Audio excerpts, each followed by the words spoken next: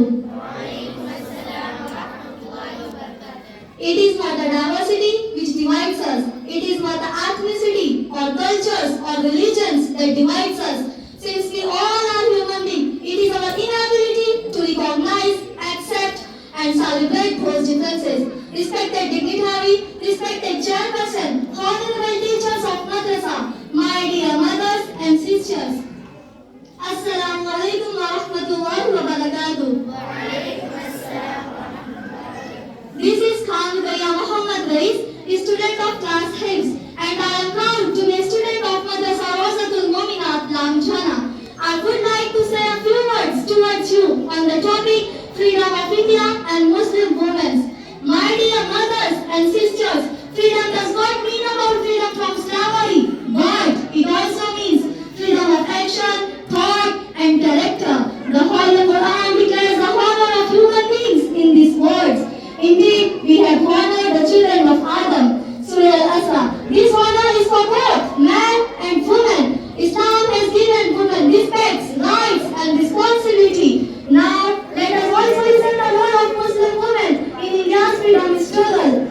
History is a witness that Muslim women played a strong and silent role in India's freedom struggle. Bihamma Abadi Banu Begum prepared her sons to sacrifice for the freedom of nation. Begum Hazrat Mahal led the struggle in the War of Independence of 1857. Countless Muslim women guided the nation through patience, prayers and sacrifices. These were the women who did not hold the weapons in their hand, but they possessed faith, courage and sacrifice.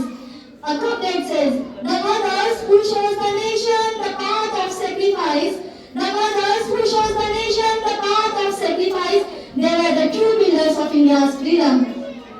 The status of women in Quran and Hadith, our beloved Prophet Muhammad sallallahu alaihi wasallam said, the best among you is the one who is best to his family. Tirmidhi. This hadith clearly explains the status and high honor of women in Islam.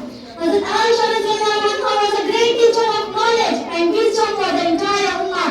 This shows that a woman's work is not limited only to the home, but it also includes education, training and reform of society. Hazrat Ali radhiyallahu anhu said, a woman is the foundation of a nation's construction. Allama Iqbal said, the beauty of the universe comes from the woman. The beauty of the universe comes from the woman. From her melody arises the warmth of life. Today's Muslim woman, what should she be? Today we must think about what should be the role of Muslim woman after independence. A Muslim woman today should fulfill her national duties along with her religious identity, become a good daughter, a good mother and a responsible citizen. A true freedom lies in respecting the Constitution of India. Spread the message of peace, truth and brotherhood.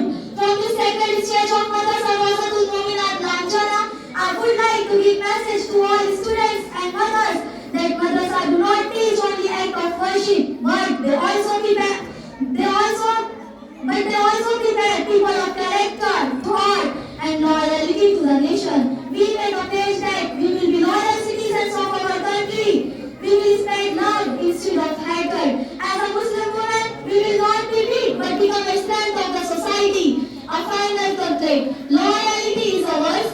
The Constitution is ours. We are proud of India. This country is ours.